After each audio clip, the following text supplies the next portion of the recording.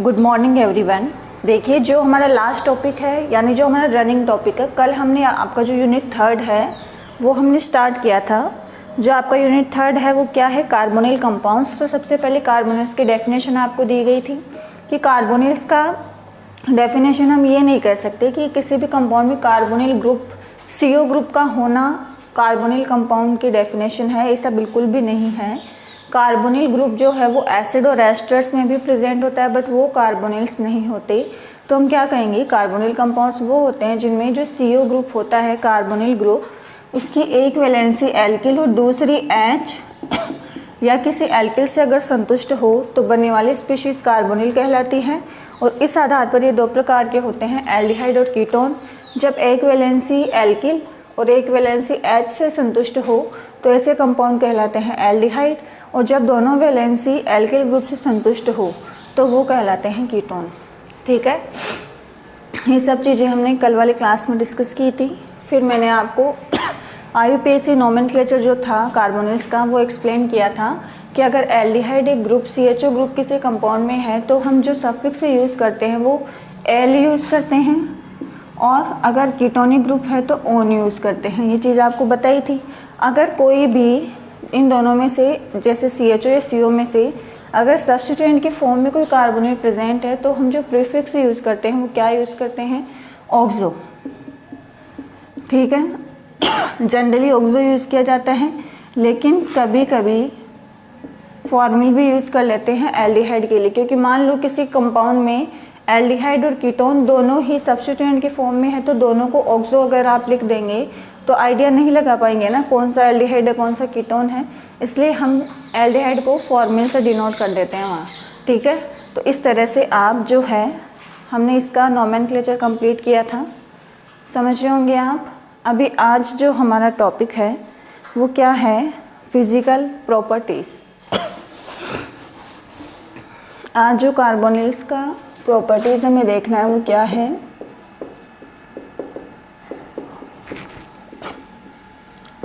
Physical properties. Physical properties की अगर हम बात करें यानी भौतिक गुण, तो देखो हम क्या कहेंगे कि जो कार्बोनिल है, देखो ये कार्बोनिल है, कार्बोनिल में ऑक्सीजन होता है जिसका -I इफेक्ट लगता है। ठीक है, तो मैं क्या कह सकती हूँ कि जो कार्बोनिल्स होते हैं उनकी जो नेचर होती है वो कैसी होती है? पोलर होती है, क्योंकि जब ऑक्सीजन यहाँ से इलेक्ट्रॉन ले लेता है तो ऑक्सीजन पर नेगेटिव और इस कार्बन पर पॉजिटिव चार्ज आ जाता है। तो CO ग्रुप पर पॉजिटिव नेगेटिव का आना ये रिप्रेजेंट करता है कि जो कार्बोनिल ग्रुप है वो कैसा होता है? पोलर होता है। समझ गए आप पोलैरिटी कैसे डिसाइड कर रहे हैं हम इसकी? अब अगर मैं इसकी सॉल्युबिलिटी की बात करूं, तो क्या ये क्योंकि ये तो पोलर है, और मैंने आपको ये कहा था कि जो पोलर कंपाउंड होते हैं वो पोलर सॉल्वेंट में ही डिसॉल्व इजीली होते हैं। तो अगर ये पोलर है तो मैंने अगर इसे किसी पोलर सॉल्वेंट के अंदर डाल दिया तो मैं क्या कहूँगी कि ये उसमें क्या होगा? सॉल्युबल होगा। ठीक है, क्योंकि ये भी पोलर है और जो सॉल्वेंट हम लेंगे वो भी क्या होगा? पोलर होगा। लेकिन क्या, अभी देखो जैसे ये कार्बोनिल है, ठीक है, मैंने ले लिया H2, पोलर होता है, या अल्कोहल ले लो वो भी पोलर होता है।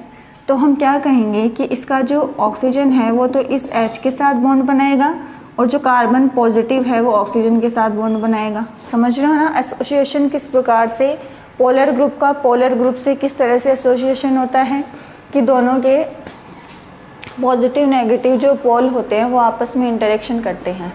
ठीक है, तो इस तरह से सॉल्युबिलिटी को हम डिफाइन कर सकते हैं कि कार्बोनिल एक पोलर कंपाउंड होते हैं, इसलिए वो पोलर सॉल्वेंट में इजीली डिसॉल्व हो जाते हैं, इजीली उसमें घुल जाते हैं। ठीक है, अब देखो, अब मैं क्या बात करूँगी कि मुझे अगर कार्बोनिल जरूरी थोड़ी है कि हमेशा मुझे यहाँ 2 ही कार्बन मिलेंगे या 1 ही कार्बन मिलेगा। कंडीशन है कि अगर मेरे पास लार्जर कार्बोनिल्स हो, मतलब अगर मैं ये कह दूँ कि जो कार्बोनिल है उसका मॉलिक्यूलर वेट अगर बढ़ जाए, कार्बोनिल का अगर मॉलिक्यूलर वेट बढ़ जाए, मॉलिक्यूलर वेट बढ़ने से क्या मतलब है कि जो कार्बोनिल ग्रुप है जैसे ये कार्बोनिल ग्रुप है, एक तो ये कार्बोनिल है और एक ये कार्बोनिल है। तो अगर मुझे मॉलिक्यूलर वेट बढ़ाना है तो भाई CO में तो कोई चेंज कर ही नहीं सकते ना, चेंज होगा वो साइड वाले कार्बन जो एल्किल चेन है उसमें ही होने वाला है। तो मैं ये कह रही हूँ कि जैसे जैसे मॉलिक्यूलर वेट बढ़ता जाता है, इसका मॉलिक्यूलर वेट ज़्यादा आएगा, नंबर ऑफ कार्बन इसमें ज़्यादा है, तो इसका मॉलिक्यूलर वेट जब आप कैलकुलेट करेंगे तो ज़्यादा आएगा लेफ़्ट वाले से। ठीक है, अब मुझे ये कंफर्म करना है, ये मुझे डिसाइड करना है कि जो सॉल्युबिलिटी है उसे मॉलिक्यूलर वेट कैसे इफेक्ट करता है। तो ये चीज़ आप देखेंगे। देखो मैंने अभी आपको एक चीज़ कही है कि जो कार्बोनिल का कार्बन होता है उसकी नेचर इलेक्ट्रोफिलिक होती है, उस पर चार्ज पॉजिटिव आता है क्योंकि ऑक्सीजन यहाँ से इलेक्ट्रॉन ले लेता है। तो क्या मैं ये कह दूँ कि अगर मैं इसे किसी पोलर सॉल्वेंट में डिज़ोल्व करूँगी, अगर मैं इसे किसी पोलर सॉल्वेंट में डिज़ोल्व करूँगी, लाइक एल्कोहल में मुझे इसे डिज़ोल्व करना है, तो इसका पॉजिटिव जितना ज़्यादा होगा इसके नेगेटिव के साथ उतना ही ज़्यादा इंटरेक्शन कर पाएगा। क्या कार्बोनिल के कार्बन पर पॉजिटिव चार्ज जितना ज़्यादा आएगा उसका एल्कोहल यानी कि एल्कोहल के ऑक्सीजन यानी कि इसका जो न्यूक्लियोफिलिक साइट है उसके साथ ज़्यादा से ज़्यादा एसोसिएशन होगा। समझ रहे हो ना? तो मैं ये कह रही हूँ कि मैंने क्या किया, मैंने यहाँ जो एल्किल था उसका साइज़ मैंने बढ़ा दिया। तो यहाँ जो डोनेटिंग ग्रुप है वो मैथिल है जिसका प्लस आई इतना है, यहाँ जो है वो एथिल है जिसका प्लस आई इतना है। जैसे जैसे एल्किल श्रृंखला बढ़ती जाती है उसका जो डोनेटिंग पावर है वो भी बढ़ता जाता है।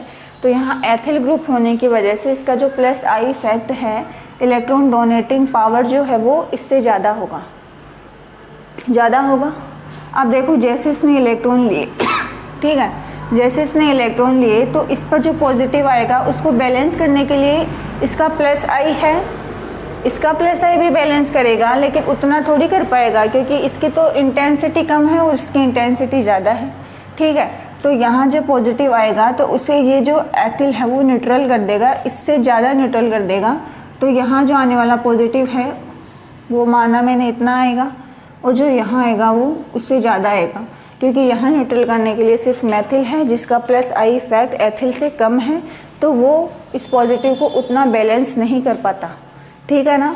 तो जितना ज़्यादा पॉजिटिव आएगा उतनी ही ज़्यादा तो सॉल्युबिलिटी होगी क्योंकि पॉजिटिव जितना ज़्यादा बढ़ेगा उसका पोलर सॉल्वेंट के नेगेटिव पोल के साथ इंटरेक्शन उतना ही स्ट्रॉन्ग होगा। समझ रहे हो ना? तो क्या मैं ये कह दूँ कि कार्बोनिल कंपाउंड्स में जैसे जैसे मॉलिक्यूलर वेट बढ़ता जाता है, जैसे जैसे मॉलिक्यूलर वेट बढ़ता जाता है तो जो सॉल्युबिलिटी है वो कम होती जाती है। ऑब्वियसली कम हो जाएगी। क्यों कम हो जाएगी ये आपको इधर बता दिया गया है। तो अगर यहाँ हम दोनों में सॉल्युबिलिटी को कंपेयर करें तो ज़्यादा सॉल्युबल कौन होगा? जिसके कार्बोनिल कार्बन पर पॉजिटिव ज़्यादा आएगा, जो ज़्यादा इलेक्ट्रोफिलिक होगा उसकी सॉल्युबिलिटी भी ज़्यादा होगी। ठीक है ना? इसलिए हम कह रहे हैं कि जैसे जैसे मॉलिक्यूलर वेट बढ़ता जाता है सॉल्युबिलिटी का मान कम होता जाता है। ये चीज़ आपको अच्छे से समझ में आ रही होगी ना कि सॉल्युबिलिटी किस तरह से हम डिफाइन करेंगे कार्बोनिल्स की। देख लो,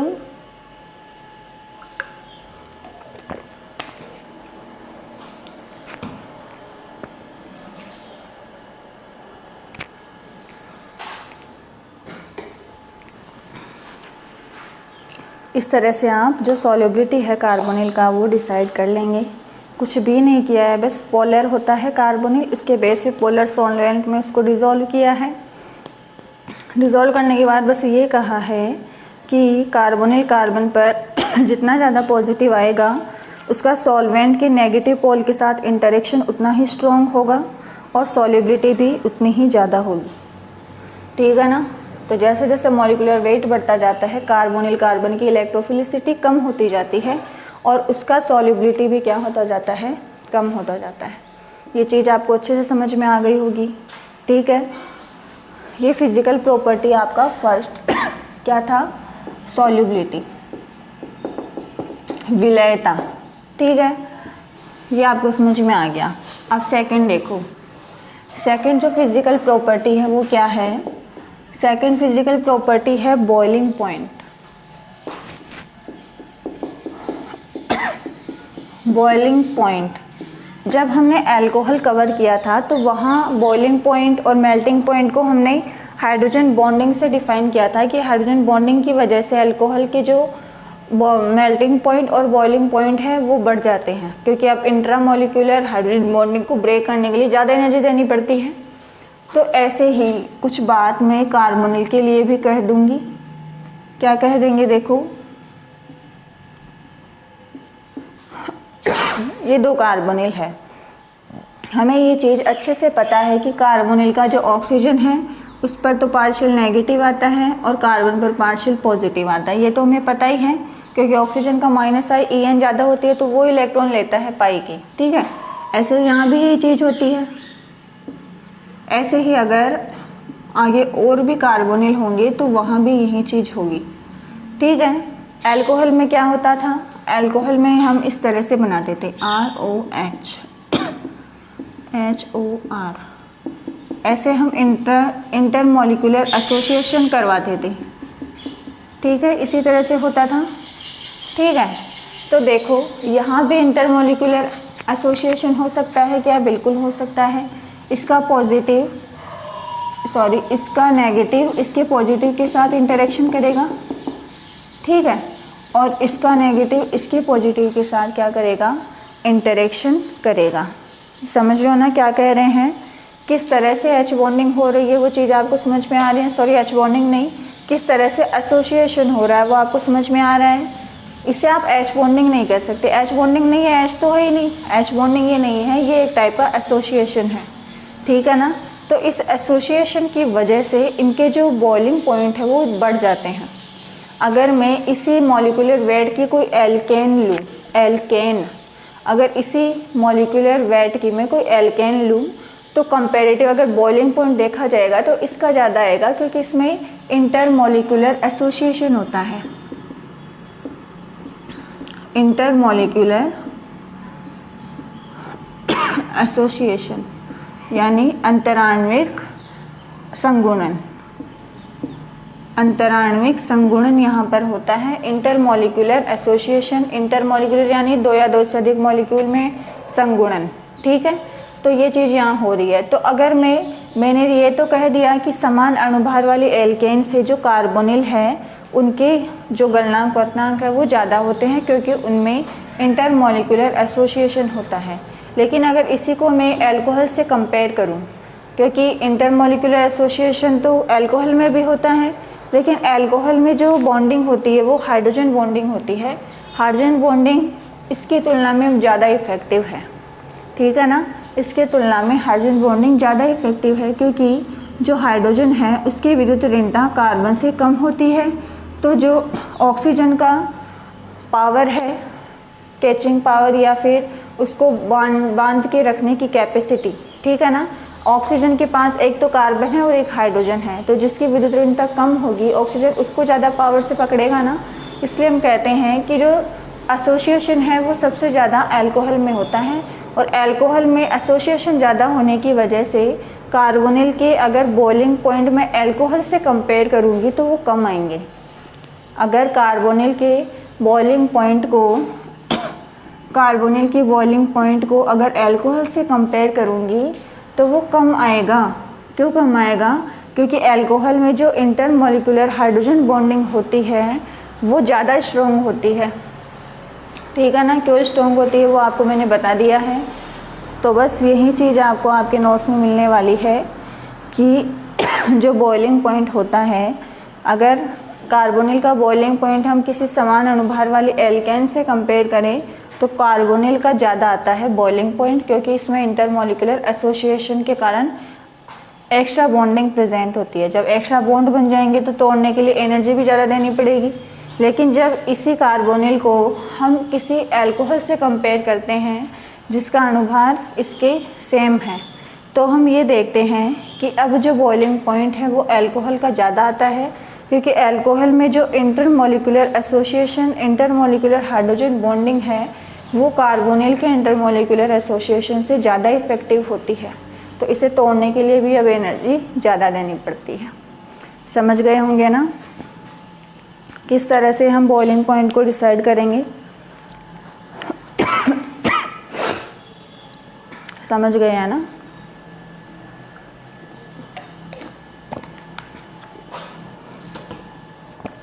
ये हो गया। इसे में अब एक चीज़ हम डिस्कस कर लेते हैं, स्ट्रक्चर ऑफ कार्बोनिल। कार्बोनिल का स्ट्रक्चर कैसा होता है। मन में आ रहा होगा कि कार्बोनिल तो बस ऐसे होता है, बना दो कार्बोनिल। बिल्कुल यही होता है कार्बोनिल, लेकिन इसका ये जो स्ट्रक्चर है वो बना कैसे, वो चीज़ हमें देखनी है। ठीक है, देखो कार्बन की वैलेंसी 4 होती है, यहाँ कार्बन है उसकी वैलेंसी 4 हो गई। ऑक्सीजन के संयोजकता कोश में इलेक्ट्रॉन कितने होते हैं, 6। 2 तो इसने बॉन्ड बनाने में पार्टिसिपेट कर लिए, मतलब इसके पास 2 लोन पेयर हो रहे हैं, हो गए 6 इलेक्ट्रॉन। ठीक है, अब देखो हमें कार्बन और ऑक्सीजन का इलेक्ट्रॉनिक कॉन्फ़िगरेशन लिखना है। कार्बन का क्या होता है 1s2 2s2 2p2, ऐसे ही ऑक्सीजन का 1s2 2s2 2p4, ये इलेक्ट्रॉनिक कॉन्फ़िगरेशन होता है। ठीक है, अब देखो अगर कार्बन और ऑक्सीजन को बॉन्डिंग करनी है, सबसे पहले आप इस कार्बोनिल को देखो। कार्बोनिल ग्रुप जो मैंने बनाए हैं, पहले इसको देखो। यहाँ जो कार्बन है उसका संकरण अगर मैं आपसे पूछती तो आप मुझे sp2 बताते क्या, number of sigma bond count करके sp2 बोल देते हैं। ऐसे ही जब मैं ऑक्सीजन का पूछती तो आप कहते मैम 2 लोन पेयर हैं और 1 बॉन्ड पेयर है, तो lone pair plus bond pair, यही तो होता है हाइब्रिडाइजेशन। तो आप इसका भी क्या बोल देते sp2, ऐसे ही कहोगे ना sp2 होता है। तो अब देखो sp2 तो होता है, इनका अगर मैं ऑर्बिटल व्यू देखूंगी तो वो कैसा आएगा कि अगर मैंने कार्बन को एक्साइटेड स्टेट में मैं इसका इलेक्ट्रॉनिक कॉन्फ़िगरेशन लिखूं तो क्या बनेगा 2s1 2px 2py 2pz। p orbital 3 होते हैं, तीनों मैंने बना दिए हैं। p में 2 इलेक्ट्रॉन तो पहले से थे, 1 इलेक्ट्रॉन s से एक्साइटेड होकर किस में चला गया है p में, तभी तो इनमें बॉन्डिंग होगी कार्बन और ऑक्सीजन में। ठीक है, ऐसे ही ऑक्सीजन का एक्साइटेड स्टेट में कॉन्फ़िगरेशन अगर मैं लिखूंगी तो क्या आएगा 1s2 2s2 और फिर 2p क्या है 4, 2p4 है। ठीक है, बना दो 2px 2py 2pz, 2 इसमें आ जाएंगे 3 और ये 4। ये इलेक्ट्रॉनिक कॉन्फ़िगरेशन है किसका, कार्बन और ऑक्सीजन का, उनके एक्साइटेड स्टेट में। समझ गए होंगे आप। ठीक है, तो जब कार्बन बॉन्ड बनाता है तो उसके ये तीनों ऑर्बिटल भाग लेते हैं हाइब्रिडाइजेशन में और sp2 संकरित कक्षक बनाते हैं। ऐसे ही जब ऑक्सीजन करता है बॉन्डिंग तो इसके ये तीनों भाग लेते हैं और बनाते हैं sp2 संकरित कक्षक।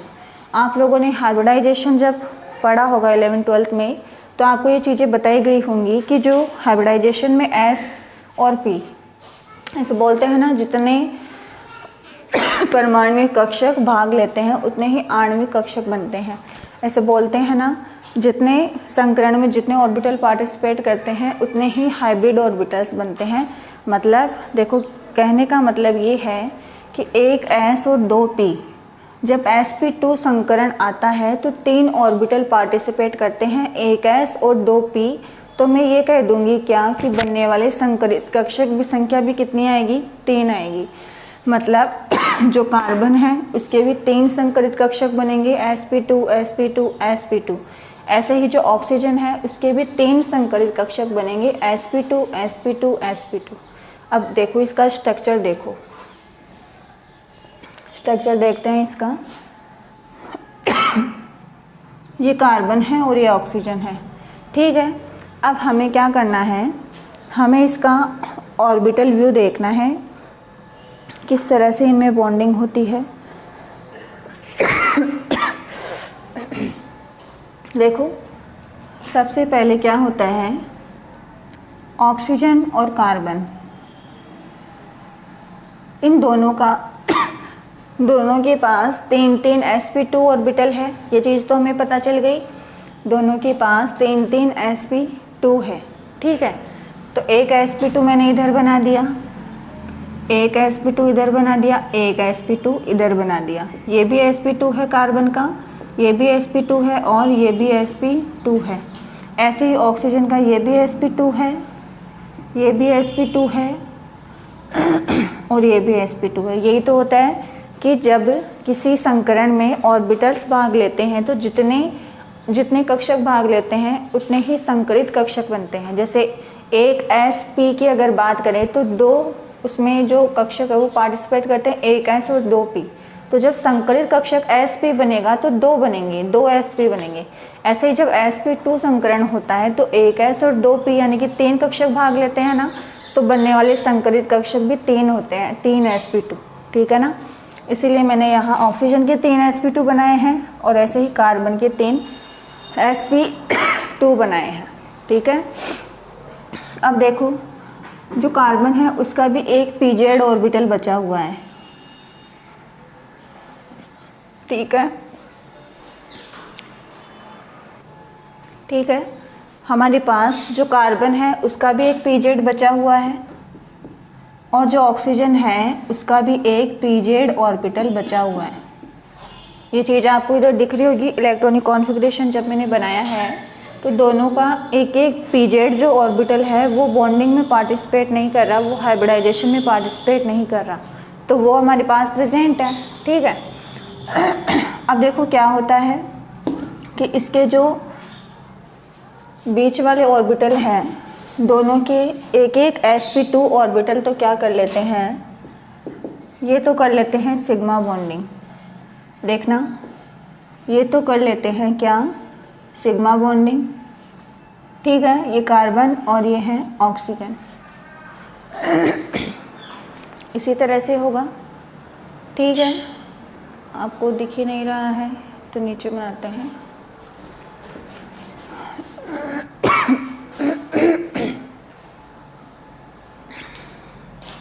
या फिर मैं यही बना देती हूँ। क्या करते हैं, इनके जो ऑर्बिटल्स हैं वो क्या करते हैं, एक एक sp2 तो क्या कर लेते हैं, सिग्मा बॉन्डिंग कर लेते हैं। एक एक sp2 तो कर लेते हैं सिग्मा बॉन्डिंग, बन गया सिग्मा बॉन्ड, ठीक है। और ये जो sp2 है, देखो अगर यहाँ H होगा तो H के साथ बॉन्ड बना लेगा, अगर एल्किल होगा तो एल्किल के साथ बॉन्ड बना लेगा, ठीक है ना। ऐसे ही जो ऑक्सीजन है उसके इस sp2 में क्या प्रेजेंट है, 2 लोन पेयर प्रेजेंट है, समझ रहे हो ना, 2 यहाँ पर लोन पेयर प्रेजेंट है। अब देखो क्या होगा,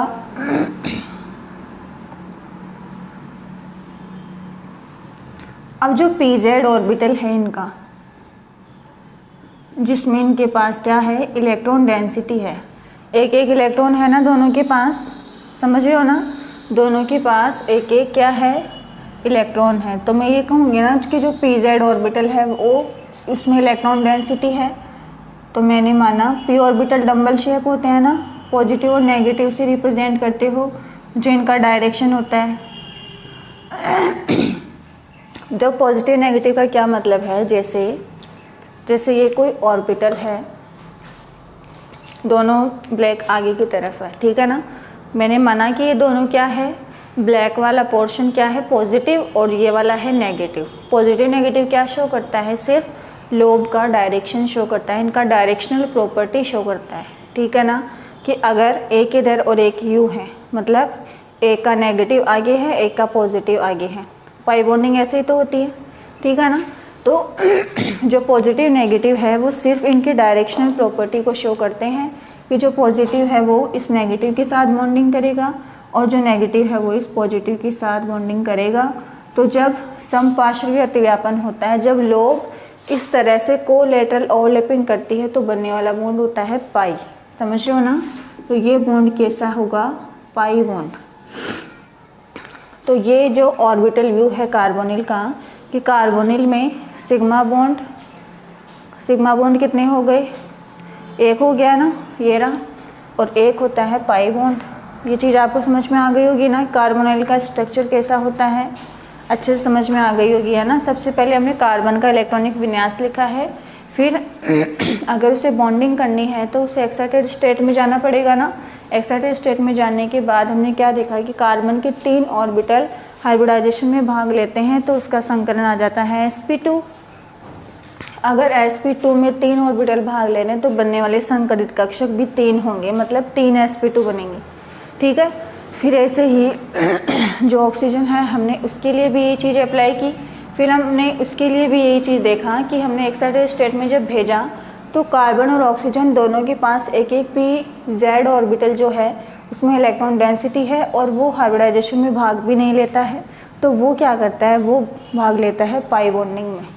यहाँ पाई बॉन्डिंग हो रही है ना, और एक एक sp2 दोनों के मिलके सिग्मा बॉन्ड बना लेते हैं।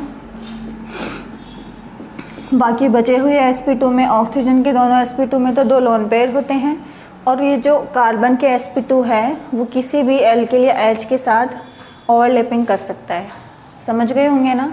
तो ये ऑर्बिटल व्यू है किसका, कार्बोनिल का, जो आपको अच्छे से समझ में आ गया होगा। इस तरह से आप कार्बोनिल का जो स्ट्रक्चर है उसे डिफाइन कर सकते हो।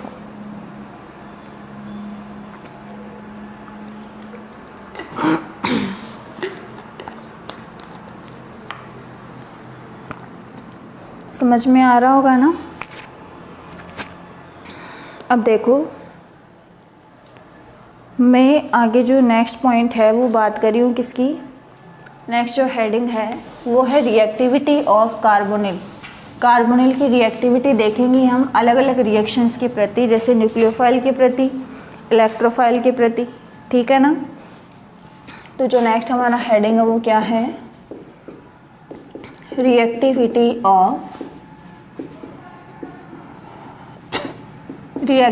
ऑफ कार्बोनिल की। जो कार्बोनिल होते हैं उनकी रिएक्टिविटी को हमें एक्सप्लेन करना है, समझ रहे हो ना।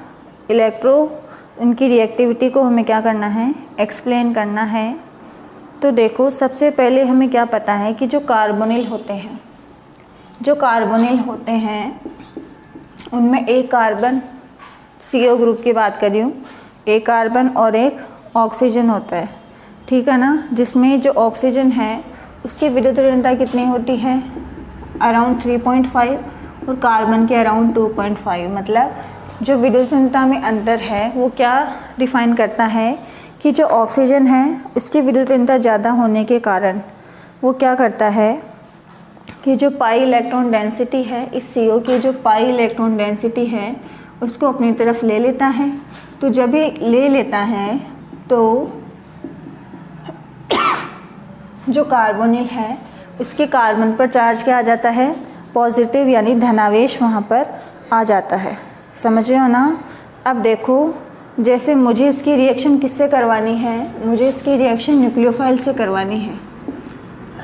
2 चीज़ें हम पढ़ेंगे, न्यूक्लियोफिलिक एडिशन, इलेक्ट्रोफिलिक एडिशन। सबसे पहले मैं न्यूक्लियोफिलिक एडिशन बता रही हूँ, ठीक है। तो जब हम न्यूक्लियोफिलिक एडिशन करवाएंगे तो न्यूक्लियोफाइल को अटैक करने के लिए क्या चाहिए, न्यूक्लियोफाइल के पास तो नेगेटिव चार्ज है, तो ऑब्वियस है उसे कोई इलेक्ट्रोफिलिक साइड चाहिए जहाँ पॉजिटिव चार्ज हो, ठीक है। तो यहाँ पर हम ये कह रहे हैं कि जो कार्बोनिल है उसमें ऑक्सीजन की विद्युत ऋणता कार्बन से ज़्यादा होने के कारण वो पाई बॉन्ड की इलेक्ट्रॉन अपनी तरफ खींच लेता है, ठीक है। खींच लिया उसने, तो जब वो इलेक्ट्रॉन ले लेता है तो जो कार्बोनिल का कार्बन है उस पर धनावेश आ जाता है। धनावेश आने की वजह से वो न्यूक्लियोफिलिक एडिशन रिएक्शन देते हैं, न्यूक्लियोफाइल उस पर आकर योगात्मक अभिक्रिया देता है। ये चीज़ हमें पता है, ऑब्वियस है यार। अगर पॉजिटिव आ गया तो नेगेटिव यहाँ टेक कर सकता है ना, आसानी से कर लेगा। लेकिन अगर मैंने क्या किया कि इस कार्बोनिल के साथ मैंने कोई एल्किल ग्रुप बढ़ा दिया, इलेक्ट्रॉन डोनेटिंग ग्रुप मैंने जोड़ दिया।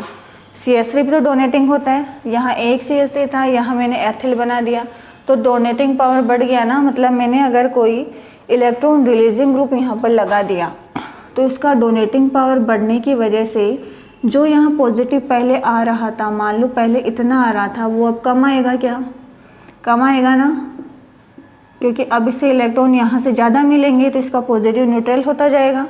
तो आने वाले न्यूक्लियोफाइल की जो रेट है वो कम हो जाएगी। क्या सेकंड में न्यूक्लियोफाइल है वो उसकी रिएक्टिविटी क्या होगी, कम होगी, ठीक है ना। अगर मैं रिएक्टिविटी की बात करूं, रिएक्टिविटी फॉर न्यूक्लियोफिलिक एडिशन, मुझे न्यूक्लियोफाइल को ऐड करना है और मुझे इन दोनों कार्बोनिल को कंपेयर करना है, तो मैं क्या देखती हूँ कि जो फर्स्ट वाला है उसकी रिएक्टिविटी ज़्यादा है सेकंड से। क्यों ज़्यादा है? क्योंकि सेकंड वाले में इलेक्ट्रॉन रिलीजिंग ग्रुप ज़्यादा है, ठीक है। और जैसे जैसे इलेक्ट्रॉन रिलीजिंग ग्रुप बढ़ते जाते हैं, न्यूक्लियोफाइल की अटैक करने की रेट यानी कि जो न्यूक्लियोफिलिसिटी है वो कम होती जाती है। समझ गए ना। इस तरह से आप जो न्यूक्लियोफिलिक एडिशन है उसके प्रति जो कार्बोनिल है उनकी क्रियाशीलता को डिफाइन कर सकते हो। समझ गए होंगे ना, समझ गए। ये तो न्यूक्लियोफिलिक एडिशन की बात है, ठीक है। ये तो न्यूक्लियोफिलिक एडिशन की बात है। अगर मैं न्यूक्लियोफिलिक एडिशन को इस तरह से लिख दूँ, न्यूक्लियोफिलिक एडिशन की जो कार्बोनिल है उसकी रिएक्शन मैंने किसी न्यूक्लियोफाइल से करवाई थी और न्यूक्लियोफाइल से करवाने के बाद मुझे ये स्ट्रक्चर मिली, कोई गलत नहीं है, यही मिलता है। लेकिन अगर मैं इसकी रेट की बात करूँगी तो रेट मुझे इस तरह से बतानी पड़ेगी कि अगर कार्बोनिल पर इलेक्ट्रॉन रिलीजिंग ग्रुप बढ़ेंगे, ठीक है, तो जो न्यूक्लियोफिलिक एडिशन है इसकी रेट क्या हो जाएगी, कम हो जाएगी। क्योंकि जैसे जैसे इलेक्ट्रॉन रिलीजिंग ग्रुप बढ़ते जाएंगे इस कार्बोनिल कार्बन का जो पॉजिटिव है वो कम होता जाएगा, और पॉजिटिव अगर कम हो जाएगा तो न्यूक्लियोफाइल के अटैक करने की दर भी कम हो जाएगी, ठीक है ना। तो न्यूक्लियोफिलिक एडिशन के लिए आप ये वाली बात याद रखेंगे। सेकेंड हम बात करें इलेक्ट्रोफिलिक एडिशन। इलेक्ट्रोफिलिक एडिशन मतलब मुझे इलेक्ट्रोफाइल को जोड़ना है। न्यूक्लियोफिलिक एडिशन यानी न्यूक्लियोफाइल को जोड़ना है, जो कि यहाँ जोड़ा, ठीक है। वैसे ही इलेक्ट्रोफिलिक एडिशन में इलेक्ट्रोफाइल का एडिशन होता है। तो देखो, हमें अच्छे से पता है कि जो CO ग्रुप होता है उसमें ऑक्सीजन का माइनस आई लगता है ना, तो जो कार्बोनिल कार्बन है उस पर पॉजिटिव आता है। तो अगर उस पर पॉजिटिव आ रहा है तो उसको भी तो अब इलेक्ट्रॉन चाहिए ना, तो वो जो उसके पास एल्किल ग्रुप है उनसे इलेक्ट्रॉन खींचता है। कहने का मतलब ये है कि अगर मेरे पास ये कार्बोनिल है, अगर मेरे पास ये कोई कार्बोनिल है, ठीक है, अगर ये कोई कार्बोनिल है मेरे पास, इस तरह से ले लो। यहाँ कौन से ग्रुप है हमें नहीं पता, बस एक CH2 ग्रुप हमें चाहिए। अब देखो क्या कह रहे हैं कि जो ऑक्सीजन है उसका माइनस आई लगता है ना, तो जब भी इलेक्ट्रॉन लेता है यहाँ पॉजिटिव आता है, तो ये पॉजिटिव इलेक्ट्रॉन कहाँ से लेगा, यहाँ से लेगा ना। तो ये कह रहे हैं कि जो CO ग्रुप है उसका इफ़ेक्ट कौन सा लगता है, माइनस आई इफ़ेक्ट लगने की वजह से जब बेस दिया जाता है, दो मीडियम लूँगी, एसिडिक और बेसिक। पहले बेसिक मीडियम की बात कर रही हूँ। तो बेसिक मीडियम देने से क्या होगा, CO ग्रुप के माइनस आई की वजह से ये जो हाइड्रोजन है वो एसिडिक हो जाएगी, H+ की फॉर्म में आसानी से निकल जाएगी, क्योंकि बेस का काम है जो अम्लीय हाइड्रोजन है उसको लेना, और ये वाली एसिडिक है क्योंकि इसके पास इलेक्ट्रॉन विड्रॉइंग ग्रुप है, ठीक है ना। अब क्या होगा, जैसे ही बेस आया उसने H को हटाया, H को हटाते ही यहाँ चार्ज क्या आ जाएगा, नेगेटिव के साथ डबल बॉन्ड कॉन्जुगेशन में है तो रेजोनेंस हो जाएगा। रेजोनेंस से देखो हमें क्या मिलेगा, हमें ये चीज़ मिलेगी क्या, CH double bond CO negative. इसे कहते हैं इनोलेट आयन। इसे कहते हैं क्या, इनोलेट आयन। समझ रहे हो ना। ऐसे ही ये तो थी बेसिक मीडियम में रिएक्शन। अगर मैं एसिडिक मीडियम में रिएक्शन करवाऊँ, अगर रिएक्शन हो एसिडिक मीडियम में, एसिडिक मीडियम दोगे तो दे दो भाई, ऑक्सीजन के पास लोन पेयर है, आराम से इस H+ को ले सकता है, ले लेगा, ये ऑक्सीजन H+ को ले लेगा, लेते ही पॉजिटिव आएगा, क्योंकि इलेक्ट्रॉन देके बॉन्ड बनाना पड़ेगा, क्योंकि H के पास तो इलेक्ट्रॉन है ही नहीं। तो बॉन्ड बनाने के लिए दोनों इलेक्ट्रॉन कौन देगा? ऑक्सीजन। तो देखो अब यहाँ पॉजिटिव आने से ये यहाँ से इलेक्ट्रॉन लेगा, ठीक है। जब ये यहाँ से इलेक्ट्रॉन लेगा तो कार्बन पर पॉजिटिव आएगा, तो वो पॉजिटिव इस H के इलेक्ट्रॉन लेगा। जब ऑक्सीजन ने H+ को एक्सेप्ट किया तो उस पर चार्ज क्या आ गया? पॉजिटिव। पॉजिटिव को हटाने के लिए वो पाई बॉन्ड के इलेक्ट्रॉन खींचेगा। जैसे ही पाई बॉन्ड के इलेक्ट्रॉन लेगा तो कार्बन पर पॉजिटिव आएगा, तो वो कार्बन पास वाले हाइड्रोजन के इलेक्ट्रॉन ले लेगा, ठीक है ना। तो देखो यहाँ से H+ बाहर हो रहा है, हमें क्या मिल रहा है? CH double bond COH। इसे हम कहते हैं इनोल। इसे हम कहते हैं क्या? इनोल। मतलब अगर हम कार्बोनिल की बात करें, कार्बोनिल ग्रुप की अगर हम बात करें, तो कार्बोनिल ग्रुप तो कैसा होता है? इलेक्ट्रोफिलिक। वो न्यूक्लियोफिलिक एडिशन रिएक्शन देता है, क्योंकि कार्बोनिल कार्बन पर पॉजिटिव आता है तो उस पर न्यूक्लियोफाइल अटैक करता है। लेकिन जब मुझे कार्बोनिल पर इलेक्ट्रोफिलिक एडिशन करना हो, इलेक्ट्रोफाइल की रिएक्शन करवानी हो, तो मुझे कार्बोनिल कैसा चाहिए? न्यूक्लियोफिलिक चाहिए ना, तभी तो इलेक्ट्रोफाइल आके जुड़ेगा इसके साथ। जब कार्बोनिल के पास इलेक्ट्रॉन डेंसिटी ज़्यादा होगी तभी तो इलेक्ट्रोफाइल उसके पास आएगा भाई। इलेक्ट्रोफाइल के पास तो इलेक्ट्रॉन ही नहीं होते, उस पर तो पॉजिटिव चार्ज आता है, तो ये उसके साथ जुड़ेगा जिसके पास इलेक्ट्रॉन होंगे।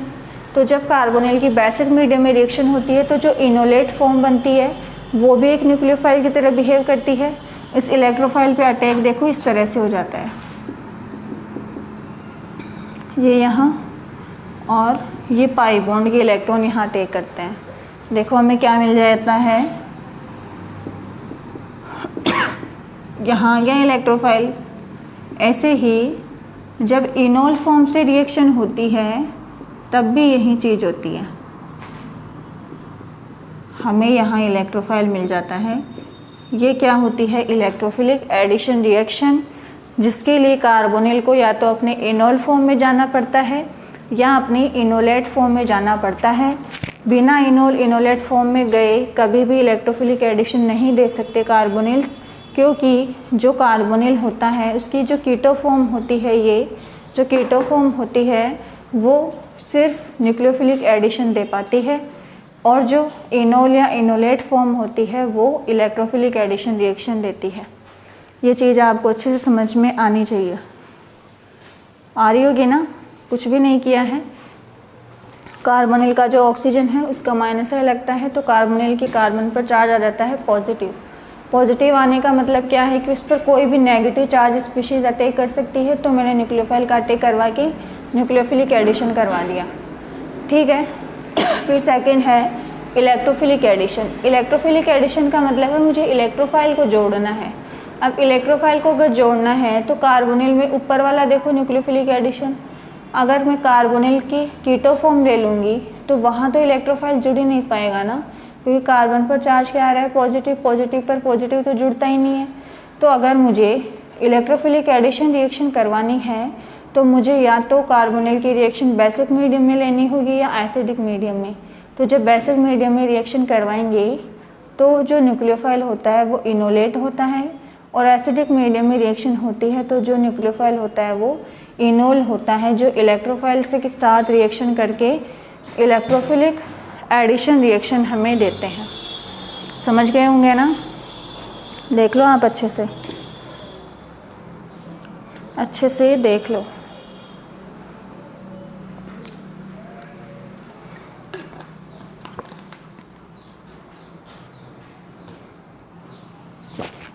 नेक्स्ट बात करते हैं, ये चीज़ आपको समझ में आ गई होगी है ना, इलेक्ट्रोफिलिक एडिशन और nucleophilic addition.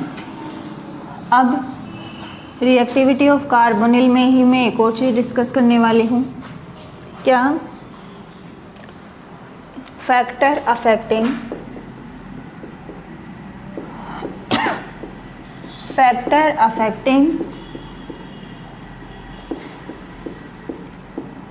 Reactivity of carbonyl. अब कुछ ऐसे फैक्टर्स की हम बात करेंगे जो कार्बोनिल की रिएक्टिविटी को या तो बढ़ाएंगे या फिर कम करेंगे। समझ रहे हो ना। जो कार्बोनिल की रिएक्टिविटी को या तो बढ़ाएंगे या फिर कम करेंगे। कुछ ऐसे फैक्टर्स हम अब देखेंगे।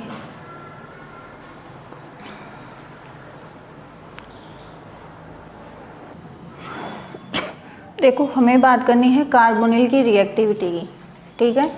अगर मैं फर्स्ट पॉइंट क्या ले लूँ, plus I effect. Plus I effect से हमें पहले डील करना है, ठीक है ना। प्लस आई इफेक्ट का क्या मतलब है, मैंने कोई कार्बोनिल लिया,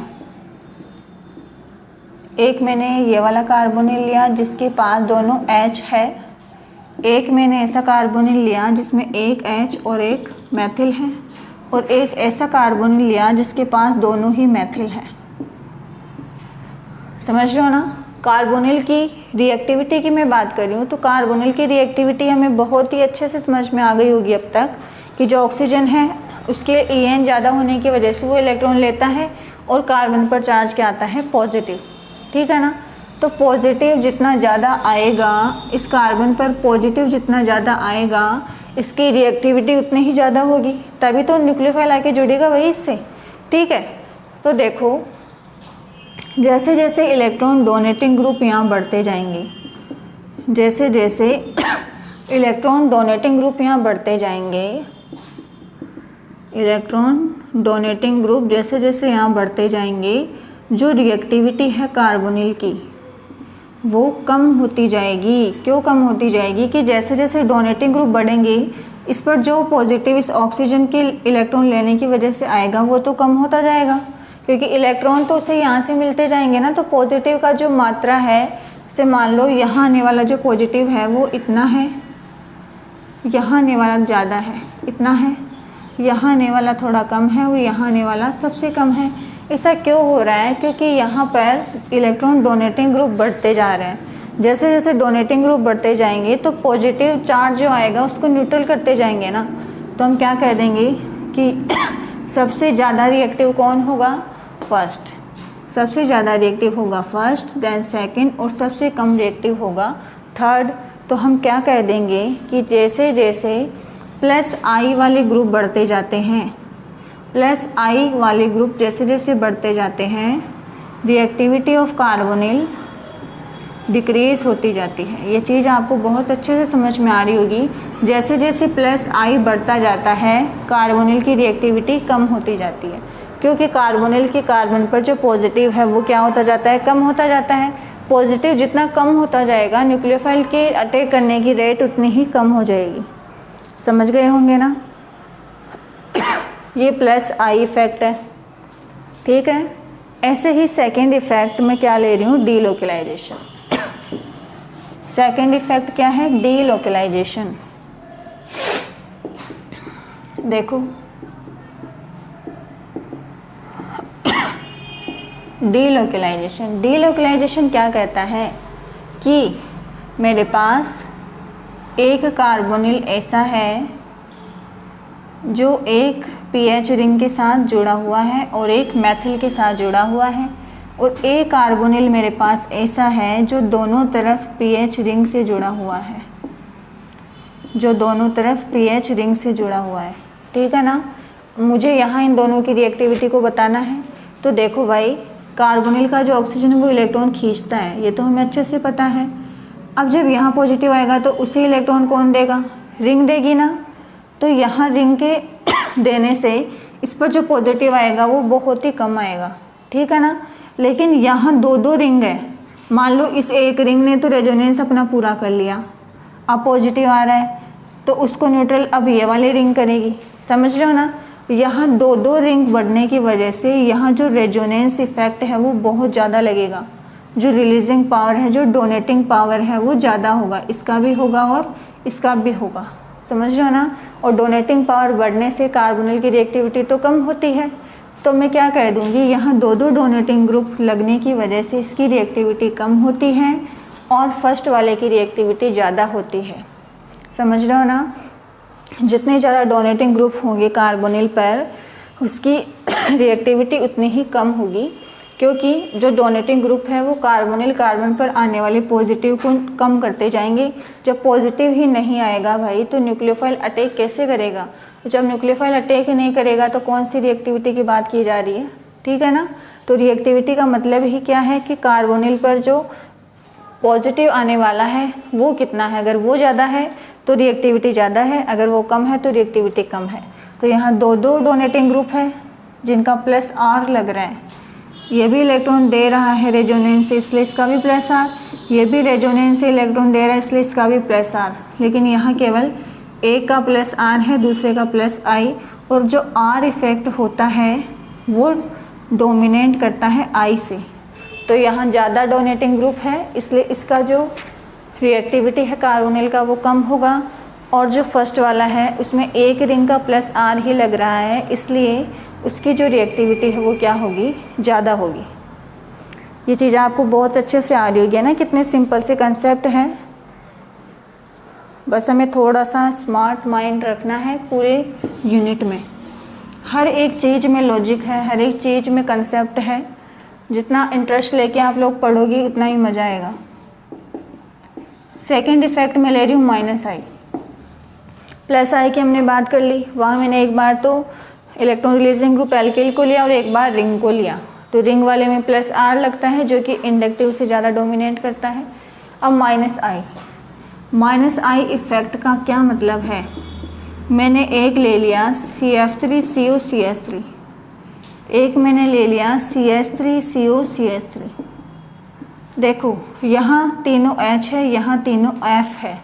तो जो फ्लोरीन है, ठीक है, जो फ्लोरीन है उनकी वजह से इस ग्रुप का जो इफ़ेक्ट लगेगा वो क्या होगा, माइनस H तो नहीं, H तो रेजोनेंस की वजह से होगा, ठीक है ना। तो इसका जो इफ़ेक्ट लगेगा वो तो होगा माइनस I और इसका इफ़ेक्ट होगा प्लस I, समझ रहे हो ना। और यहाँ दोनों का ही क्या होगा, प्लस I। ये तो हमें अच्छे से पता है कि विद्युतऋणी परमाणु की En ज़्यादा होने से वो इलेक्ट्रॉन खींचते हैं, तो इलेक्ट्रॉन खींचने वाले ग्रुप का माइनस I इफेक्ट लगता है, ठीक है। अब देखो, जब यहाँ से कार्बोनिल इलेक्ट्रॉन लेता है तो इस पर पॉजिटिव आता है, तो पॉजिटिव को न्यूट्रल करने के लिए एक ही यहाँ पर डोनेटिंग ग्रुप है। ये तो खुद इलेक्ट्रॉन लेगा ना, ये तो खुद इलेक्ट्रॉन लेगा, क्योंकि फ्लोरीन की En ज़्यादा है तो ये तो खुद कार्बन से इलेक्ट्रॉन खींचेगा। तो ये इस पर आने वाले पॉजिटिव को बढ़ाएगा क्या, CF3 इस पर आने वाले पॉजिटिव को बढ़ाएगा क्या। लेकिन यहाँ इसके पॉजिटिव को बढ़ाने वाला कोई ग्रुप नहीं है, यहाँ दोनों ही ग्रुप इसके पॉजिटिव को कम करने वाले हैं। यहाँ दोनों ही डोनेटिंग ग्रुप है, विड्रॉइंग ग्रुप नहीं है। तो जैसे जैसे विड्रॉइंग ग्रुप बढ़ते जाते हैं, कार्बोनिल कार्बन पर पॉजिटिव चार्ज बढ़ता जाता है। तो पॉजिटिव चार्ज बढ़ेगा तो तभी तो न्यूक्लियोफाइल आसानी से अटैक करेगा ना। तो रिएक्टिविटी किसकी ज़्यादा आएगी, जिसमें CF3 यानी इलेक्ट्रॉन विड्रॉइंग ग्रुप है। समझ रहे होंगे ना कि जैसे जैसे इलेक्ट्रॉन विड्रॉइंग ग्रुप बढ़ते जाते हैं, क्योंकि इलेक्ट्रॉन विड्रॉइंग ग्रुप कार्बोनिल से इलेक्ट्रॉन खींचेंगे तो इस पर आने वाले पॉजिटिव को और ज़्यादा बढ़ाएंगे ना, ठीक है। तो हम क्या कह देंगे कि जो इलेक्ट्रॉन विड्रॉइंग ग्रुप होते हैं अगर वो बढ़ रहे हैं तो रिएक्टिविटी भी क्या होगी, कार्बोनिल की बढ़ेगी। समझ गए होंगे ना। अगर इलेक्ट्रॉन विड्रॉइंग ग्रुप कार्बोनिल में बढ़ रहे हैं तो रिएक्टिविटी ऑफ कार्बोनिल भी क्या होगी, इंक्रीज होगी, ठीक है ना। तो इस तरह से आप प्लस I और माइनस I से जो कार्बोनिल है उसकी रिएक्टिविटी को डिफाइन कर सकते हो। समझ गए होंगे ना।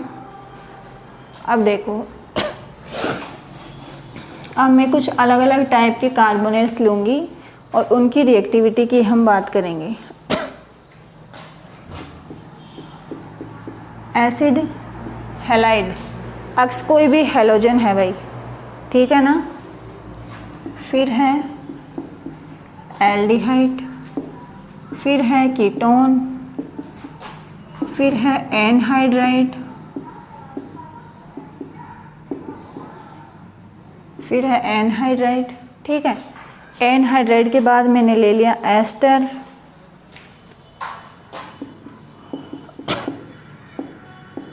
फिर मैंने ले लिया एमाइड, फिर मैंने ले लिया एमाइड, ठीक है। फिर मैंने ले लिया CF3COCF3। बस इनकी रिएक्टिविटी की हमें यहाँ पर बात करनी है, समझ रहे हो ना। इनकी रिएक्टिविटी की हमें बात करनी है। तो रिएक्टिविटी देखो किस तरह से हम क्या करेंगे। यहाँ तक देखो, सबसे पहले इनकी रिएक्टिविटी, ठीक है। देखो यहाँ हेलोजन होगा, कोई भी हेलोजन ClBr₄, कोई भी हेलोजन आ जाए, उसकी विद्युत कार्बन से तो बहुत ज़्यादा ही आएगी ना, तो वो कभी भी इलेक्ट्रॉन देने का काम नहीं करेगा, लेने का ही करेगा, ठीक है ना। तो जितने भी हेलोजन हैं उनका -I इफेक्ट लगेगा, और जब विड्रॉइंग ग्रुप प्रेजेंट हो, -I वाले ग्रुप प्रेजेंट हो, तो रिएक्टिविटी ऑफ कार्बोनिल बढ़ती है, समझ गए ना। तो यहाँ इसके इलेक्ट्रॉन खींचने की वजह से ये सबसे ज़्यादा रिएक्टिव होगा, समझ रहे हो ना। इसके -I की वजह से इस कार्बोनिल कार्बन की रिएक्टिविटी सबसे ज़्यादा होगी, ठीक है। अब इन दोनों को देखो, इन दोनों में से किसकी ज़्यादा होगी। मैंने क्या कहा, डोनेटिंग ग्रुप जितने ज़्यादा होंगे रिएक्टिविटी उतनी ही कम होगी, क्योंकि पॉजिटिव कम हो जाएगा। तो देखो यहाँ जो डोनेटिंग ग्रुप है वो 1 है, और यहाँ जो डोनेटिंग ग्रुप है वो 2 है। तो डोनेटिंग ग्रुप ज़्यादा होंगी तो रिएक्टिविटी कम हो जाएगी, इसी तरह से आएगा।